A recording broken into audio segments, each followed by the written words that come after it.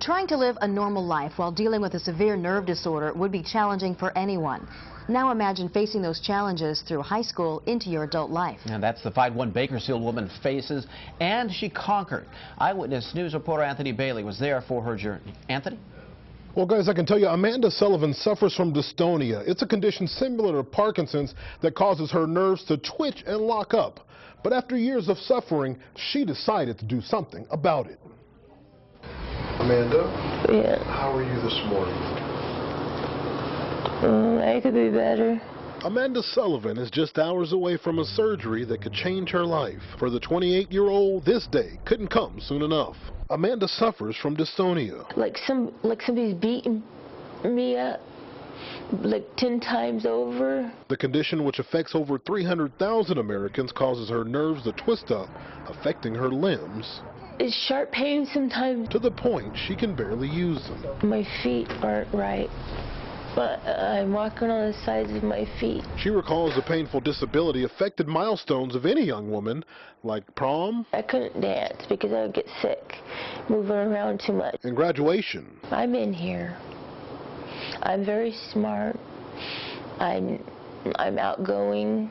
I joke a lot. An experience that was made a little less awkward by her classmates' standing ovation. I cried whenever I got back to my seat. I felt like I was a person like everybody else. Events she hopes to never repeat after undergoing DBS.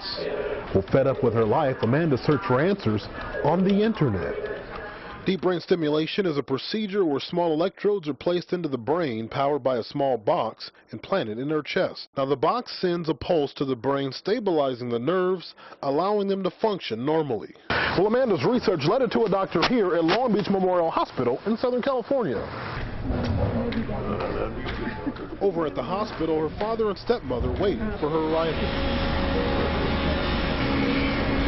After removing her locks, hopefully it'll be a little more drowsy. Neurosurgeon Barry Severin began inserting the micro-electrodes deep in her brain. Radio wave signals transmitting from the electrodes confirmed that they were in the proper place. Her flexing hands suggest the charges are having the desired effect. Amanda's head was closed up and off to recovery. It'll be weeks before she knows if the surgery was successful. Now, like any family, Amanda's family dealt with the many uncertainties about if the procedure would work at all and questions about what life would hold in her future. Well, we caught up with her, and we'll bring you that part of the story at 5:30. For Eyewitness News, I'm Anthony Bailey. Lisa, back to you. Welcome back. Earlier, we introduced you to Amanda Shelton, the woman who refused to succumb to a severe nerve disability. Reporter Anthony Bailey sat down with Amanda several weeks after the surgery for a look at her recovery. Anthony?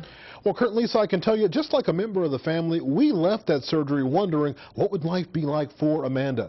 Now, during a recent visit, we found out. Like somebody's beating me up, like 10 times over. Just a sample of the pain Amanda felt every day caused by her nerve disorder, dystonia. It made walking around very challenging. Then she had DBS, a surgery to fix her disorder. Lord, I just pray that he gives her life of her own.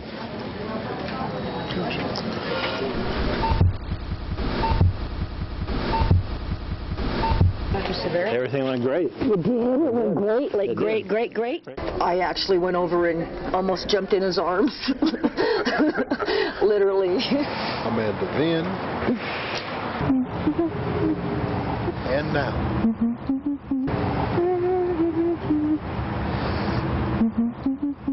They wave to me most of the time that I go by.